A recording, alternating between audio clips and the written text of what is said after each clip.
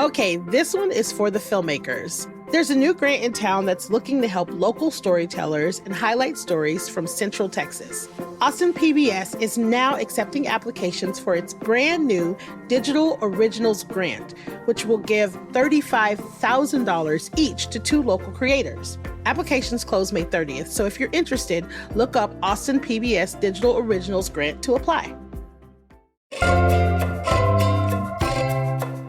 One thing about Austinites is we love our trees, but it might be hard to admit this right now if you're a victim of allergies like me. So today on CityCast Austin, we are going to talk about our tree canopy and the tree we all love to hate that's being targeted by Texas lawmakers this session.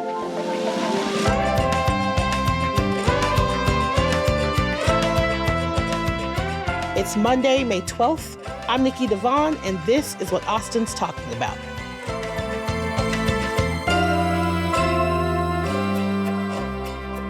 Hello, I am here today with Andrew Smiley, Executive Director of Tree Folks. So Austin has long been known as an environmentally friendly, or at least environmentally aware city. Are we still? I would consider us still a very environmentally aware and protective city. I think we've done a lot over the years to increase the amount of park space that we have, although we could continue on that upward trajectory, I think. When I speak with folks about their favorite things about Austin, so often they mention the access to environmental spaces, green spaces, that we have a lot of beautiful trees around. So yeah, I would say we're still an environmentally strong city. Okay, that is really good to hear. I was worried that you're going to be like, nope, we're not getting it right. Okay, I'm glad we're still doing okay. Yeah, we're not without the various pressures on our environment, with development and transportation and all. But I think there's still a strong commitment to preserving the good stuff we've got. So recently, the city of Austin released its urban forest report, right. And I want to talk about this a little bit. So this is, please correct me if I'm wrong, this is like a census of our trees. And apparently we have 12.2 million trees that have a trunk diameter of 5 inches or greater. So what does that mean? Can you give us a little perspective of why that's important? Yeah, definitely. So those trees, once they get a little bit larger in diameter, those are the ones that really make up the majority of our tree canopy cover. And so those are the ones that we look at, most in depth. We do have a lot of younger trees and smaller trees, but it's really those larger ones that bring us the shade and the wildlife habitat and all the other good things that we look for.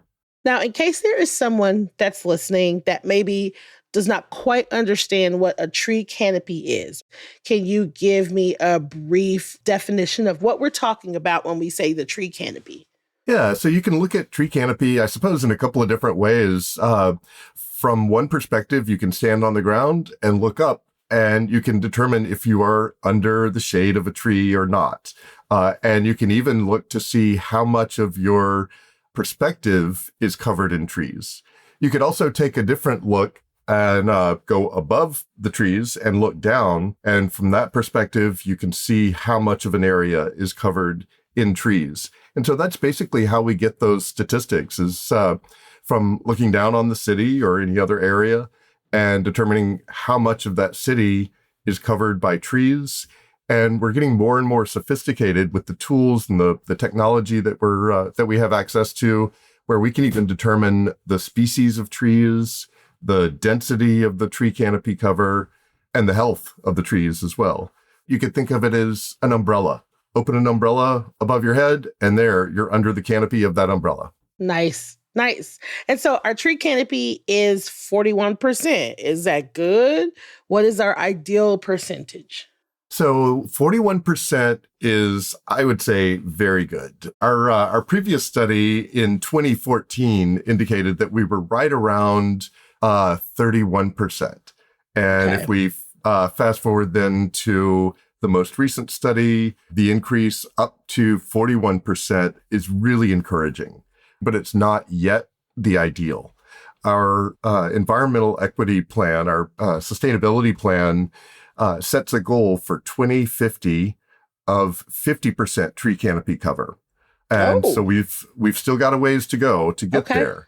But it's also important to look not just at the overall city average, but to really have a look at where is that tree canopy cover.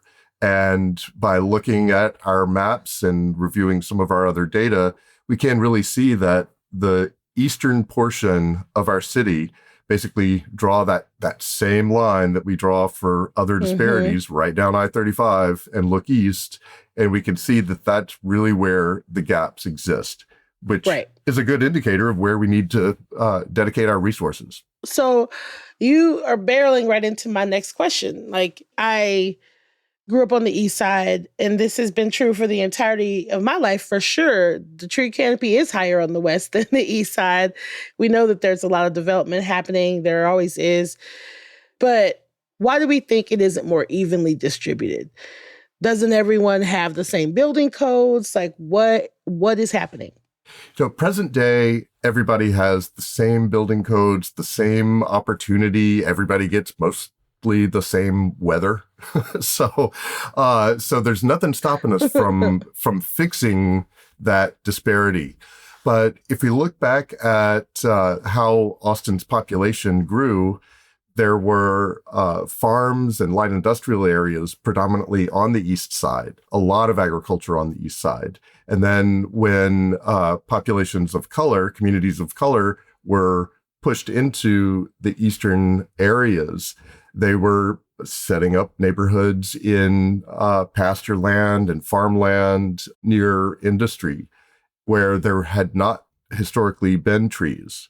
So as a result of that population shift, that forced shift in the 1920s, we saw more people living on the east side of Austin in areas without that tree canopy cover. And then we also see that resources are not evenly distributed either. A lot of folks rented and so may not have as big a motivation to plant trees or really make long-term improvements to their areas.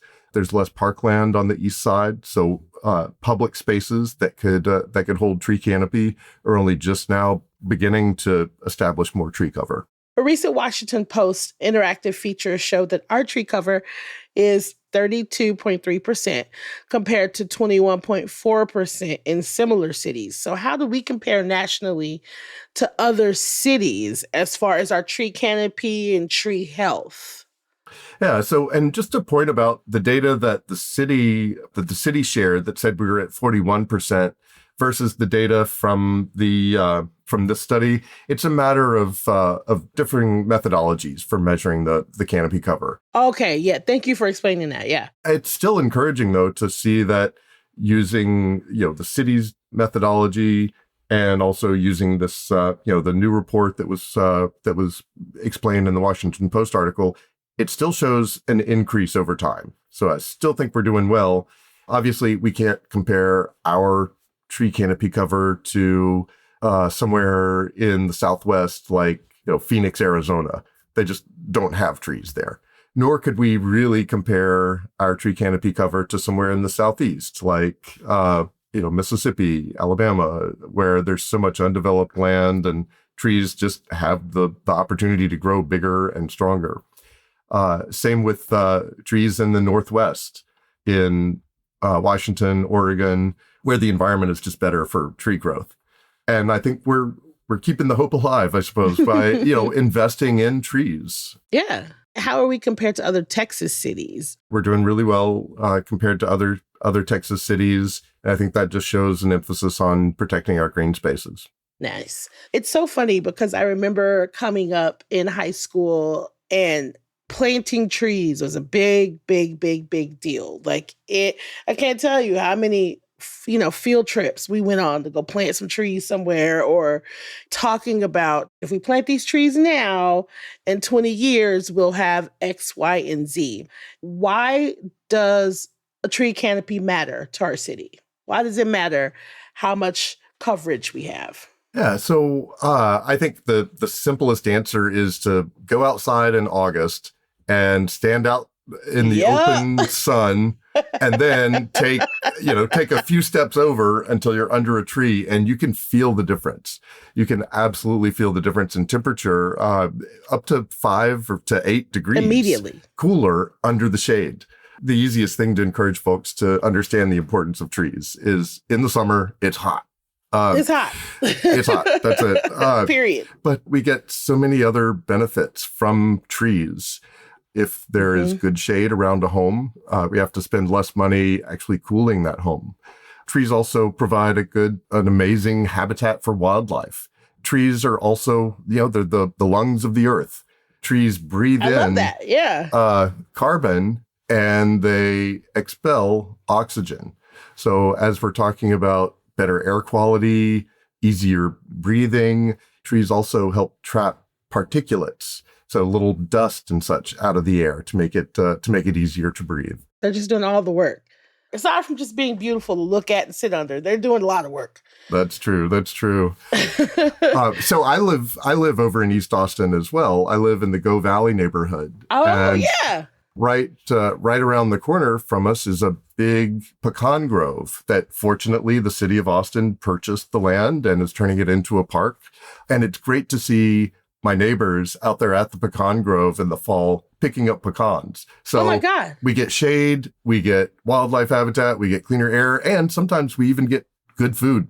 Listen, I'm telling you, Andrew, when I was a kid, my grandma used to take me and my cousins with little sacks. We would go to the pecan trees, any of the little pecan trees that we would find in the city, spread out kind of deep east. We would take sacks and fill up sacks and sacks and sacks of pecans because my grandma was like, I'm not going to buy them. We could just go right here down the street and pick them up, and I can make all the pies and the food I need. Like, yeah, I am an avid pecan picker. I don't know why, it feels really nostalgic and like sweet to me. I love it. Well, you'll be glad to know that tradition is alive and well in this neighborhood. We see families out there with 3 generations of families out picking up pecans. So right over on Tillery Street, that pecan orchard is still thriving over there. So, oh, I'm on Tillery a lot too. So that's a no-brainer for me. So, okay. The Urban Forest Report said we have 67 different tree species, and 30.2% of our trees are ash juniper trees, which is what we call cedar trees. Lots of people do not like these trees because they cause allergies. And supposedly they suck up a lot of water and aren't really attractive. And Representative Ellen Troxclair, a Republican from Central Texas, has a bill moving through the legislature to allow people to remove the ash juniper trees so long as they're not within 15 miles of a military base. Now, some people might be excited about this. Why are you opposed to it? As an advocate for trees, I am interested in protecting all of our native tree species. And the ash juniper is a really critical species in our region. Contrary to what people may think or say or hear, the ash juniper is a native tree to our region. The tree also is vital for the golden cheek warbler habitat. Without those trees, well, we wouldn't have those birds. But I think one of the more important components here is that if we cut down all the ash juniper trees, then we have bare soil, and that creates erosion.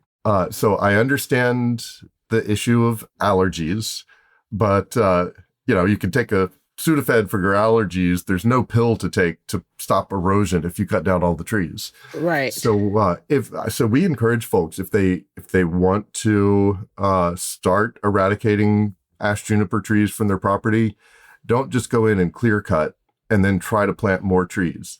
Do some selective thinning and select species of trees that you do want, that you do like, and allow a diversified forest to be established in the area instead.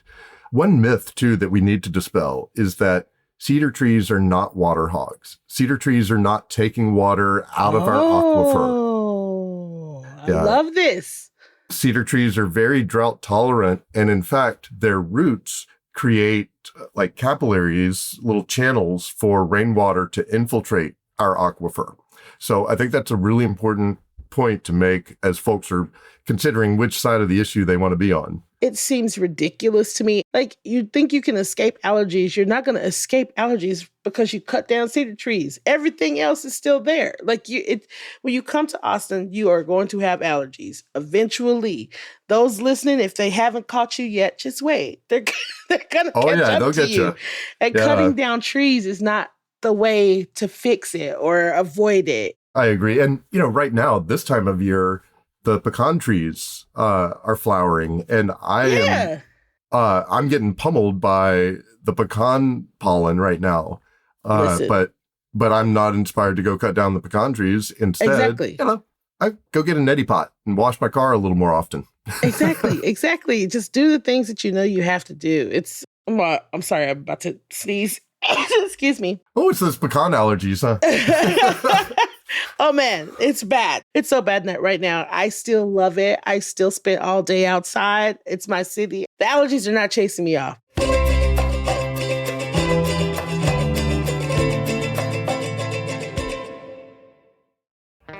Hey y'all, it's Nikki. I have to tell you about Tecovas boots. I finally have a pair, and I don't know if y'all know this, but they're handmade, high quality, and stylish. And they're comfortable right outside of the box. Now, I know we buy everything online these days, but trust me, you have to get fitted for some boots at Tecovas. Now, whether you're like me, a newbie to boots, or you have a closet full of them, the folks at Tecovas will help you find your next favorite pair. So, grab a friend, head on over to the Tecovas flagship on South Congress or their store at the Domain. Plus, good news, they just opened a store in Georgetown at 709 Main Street for those of you that live just a little further north. With 3 locations in town, you have no excuses. So, that's tecovas.com. TECOVAS.com. Don't go gently, y'all. Hi, I'm David Plotz, the CEO of CityCast. We've all set health goals: lose weight, exercise more, eat better. But without a plan, those goals often fade. That may have happened to you. It has definitely happened to me. And that's where Prolon comes in. Prolon's 5-day fasting mimicking diet gives you a science-backed, structured approach to stay on track and see real results. And now Prolon is upping their game with the new Next Gen 5-day program, delivering the same science-backed benefits in a cleaner, more convenient, and more flavorful format. Prolon is a plant-based nutrition program featuring soups, snacks, and beverages designed to nourish the body while keeping it in a fasting state, triggering cellular rejuvenation and renewal. Next Gen builds on the original Prolon with 100% organic soups and teas, a richer taste, and ready-to-eat meals. Developed over decades at USC's Longevity Institute and backed by top U.S. medical centers, Prolon has been shown to support biological age reduction, metabolic health, skin appearance, fat loss, and energy. I've been doing the 5-day program, and I feel so much better. I really enjoy the tasty energy bars, the snacks and soups, and the fact that I can enjoy meals, even though the calorie count is super low. The flavors and textures are excellent. An olive oil snack here, broccoli and quinoa soup there, hibiscus tea, a yummy nut bar. It's got the benefits of a 5-day fast, but doesn't have the challenge of doing it with pure liquids. It's a system reset. And also, I know this sounds funny, but it's not. The packaging and directions are fantastic, clear, and well-organized and thoughtful. For a limited time, you can be first in line to experience the new Next Gen at special savings. Prolon is offering CityCast listeners 15% off site-wide, plus a $40 bonus gift when you subscribe to their 5-day program. Just visit prolonlife.com/city. That's PROLONLIFE.com/city to claim your 15% discount and your bonus gift. prolonlife.com/city. This episode of CityCast is sponsored by Babbel. Learning a new language opens the door to new friends, new cultures, maybe even a whole new life. So why not start the journey today with Babbel? You can start speaking a new language with confidence thanks to Babbel's conversation-based technique. It quickly teaches you useful words and phrases about the things you actually talk about in the real world. There are more than a dozen languages available for you to learn at your own pace, with material tailored to your individual proficiency level, interests, and time availability. I'm David Plotz, CEO of CityCast, and I've been learning Spanish with Babbel and brushing up a teeny bit on my French. But there's also Turkish, Swedish, Dutch, German, many more languages. Babbel's tips and tools for learning a new language are approachable and accessible. It's like having a private tutor in your pocket. I particularly love Babbel's guided conversations, which let me practice real-world conversations. What to say at the doctor's office, how to leave a party, using speech recognition to make sure I'm getting the pronunciation right.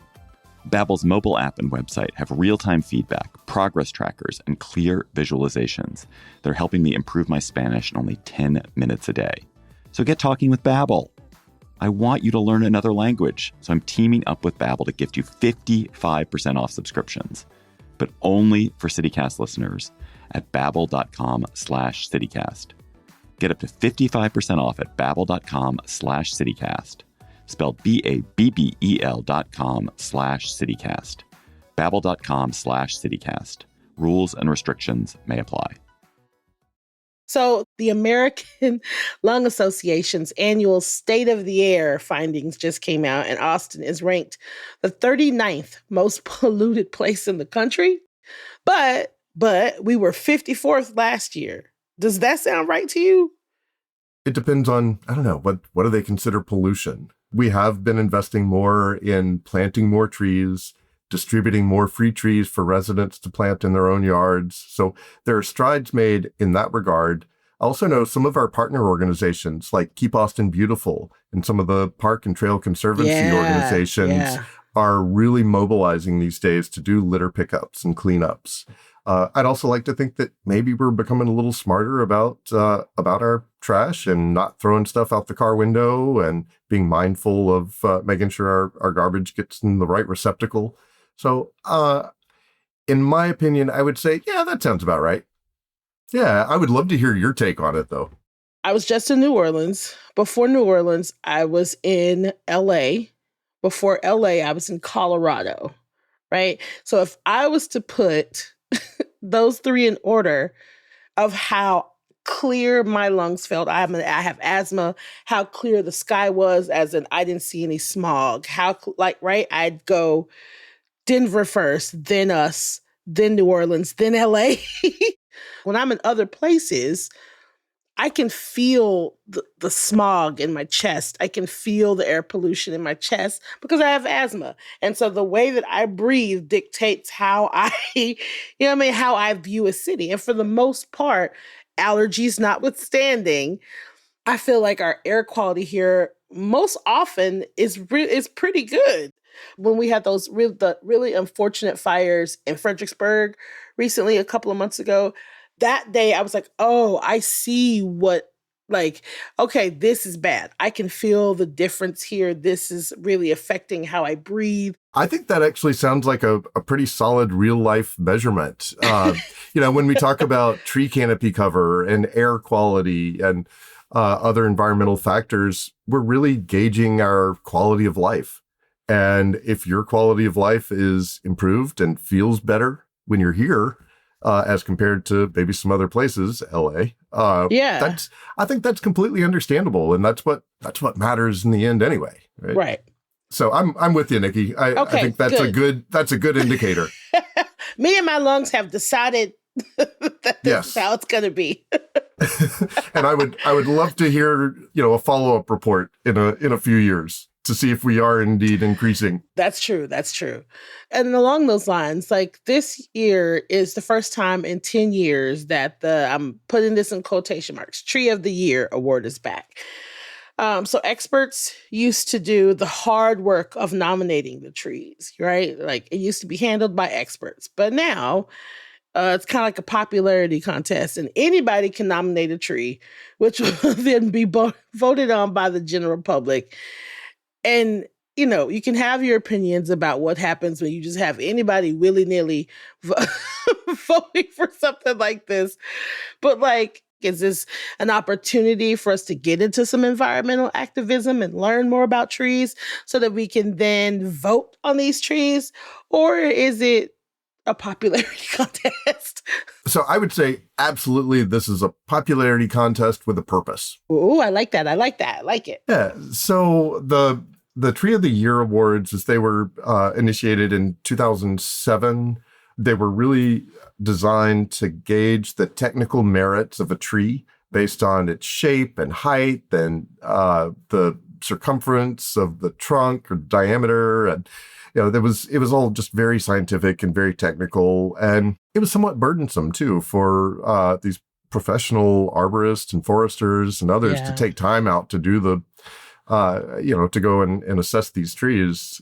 And by opening up the voting to the public, so anybody can vote on their favorite tree, it really does engage people in an awareness of trees. So we're encouraging folks to go out and take note of a tree. There's this term called forest blindness or tree blindness, where we don't always see all the elements of our surrounding environment. So this is really intended to encourage folks to take a closer look at your environment and really get to know a tree. We do that in a few different ways. Tree Folks encourages people, of course, to nominate trees on public spaces in their neighborhoods, nominate trees on school grounds. We have a weird tree category. We have a tree story category. So what's the tree with the best story? We have the favorite big tree, favorite little tree, and favorite school tree. So it really enables folks to, at all various levels, to get involved. And then with the voting, people are actively going out and looking at all these various trees that have been nominated.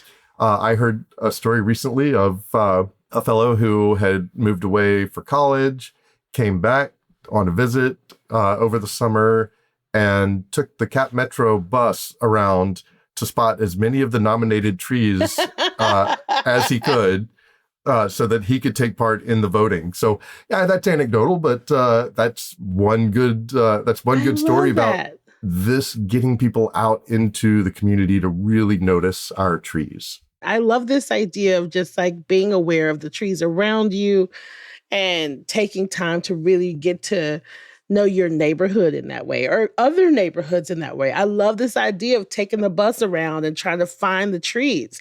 Do you guys have a cap of how many can be nominated or who's going to vote on them? We don't. No. No cap. I love this. Anyone can nominate a tree. And the results we found of one person nominating their favorite tree is that they're doing the advocacy for that tree, encouraging their friends and their family and other folks to vote for their tree. So it's enabling folks to do some advocacy on their own to encourage other people to find and celebrate trees. I love this. You're creating this communal, I mean, like, not game. It's not a game, but like this communal activity where people get to like pitch their own tree. I love this. I got to find my tree. Absolutely. We found really good examples in school communities where a school will nominate a tree and then they'll communicate that out to all the families oh my gosh. With kids at the school. And you're right. It can be a community building thing. I love this. I love it. Our Young Professionals Network, the Tree Folks Young Professionals, organize a bike ride every year to ride around and look at the trees too. So there's another example of good community building around trees. And so as a city, there's heritage trees that you can't touch, and there are certain trees that are protected. If a tree is on your property, can you cut down any tree indiscriminately that is on your property? Or does the city have say-so in specific types of trees, regardless of where they are? Yeah, so the city actually does have rules in place that dictate which trees you can and cannot cut down. And the reason for that is because let's say one big tree in my yard provides benefit for my entire neighborhood. It provides that air cleaning, it provides the oxygen, it provides the habitat.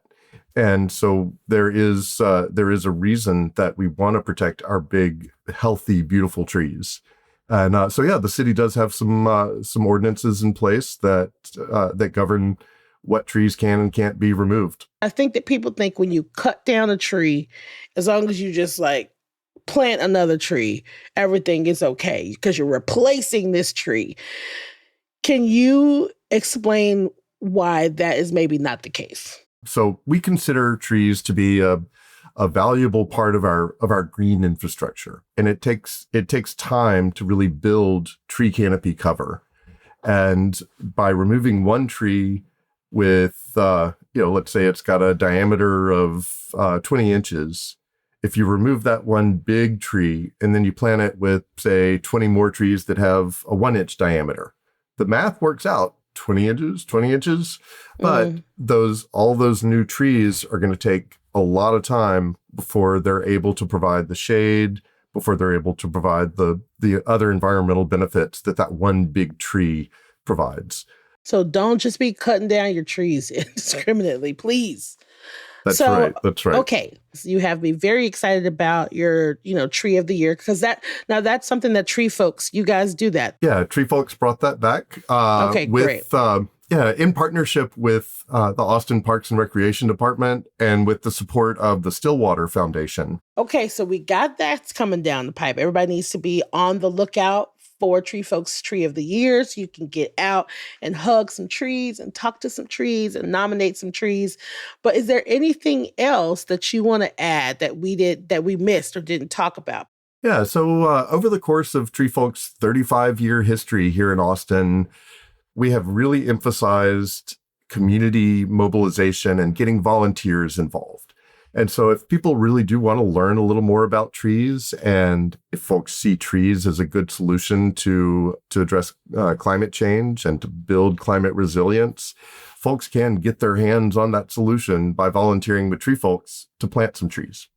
I would also encourage folks, if they have space in their yard and they need a tree, that in the fall and in the early spring, Tree Folks gives away free trees, so folks can plant them in their yard. Yeah, and we also provide information on right tree, right place. So you don't plant too close to your building. You don't plant under a power line, so that you're planting, the right size tree in the space that you have. And so we do that through our Neighborwoods program that is done in conjunction with Austin Energy and City of Austin. And this past year, we gave away over 7,700 trees. And we're on track to give away and about 9,000 trees next year. We also just started our Seeds to Trees native nursery. So the Seeds to Trees concept is that we train volunteers in identifying trees and harvesting the seeds, and then we sprout and grow those trees in our nursery. And those trees are then used in our large-scale reforestation work. In fact, this year we hit a milestone. We planted the first of the trees that we ourselves produced from seeds gathered here locally. It was nearly 14,000 trees that we planted. Wow.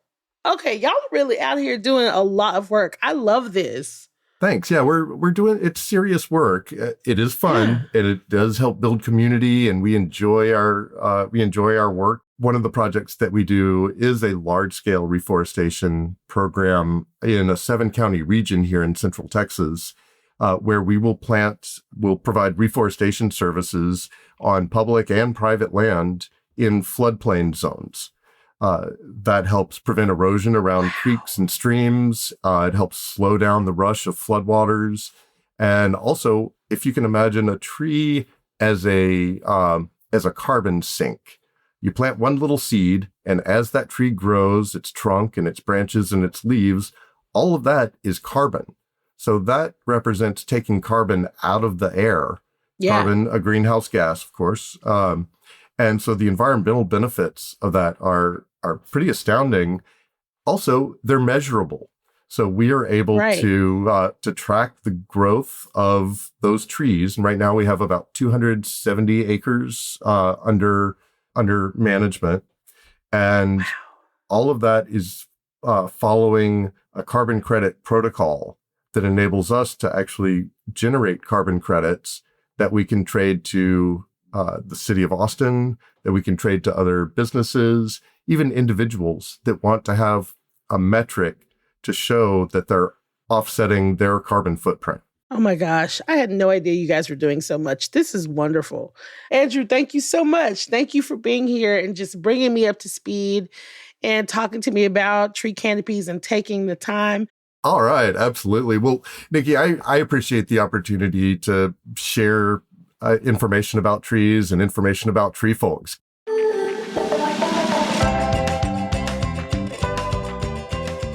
that's all for today here on CityCast Austin. You can find links to Tree Folks' work in our show notes. If you enjoyed the show, why not tell a friend, rate the show, leave us a review, and subscribe to our Hey Austin newsletter. We'll be back tomorrow morning with more news from around the city. Bye, y'all.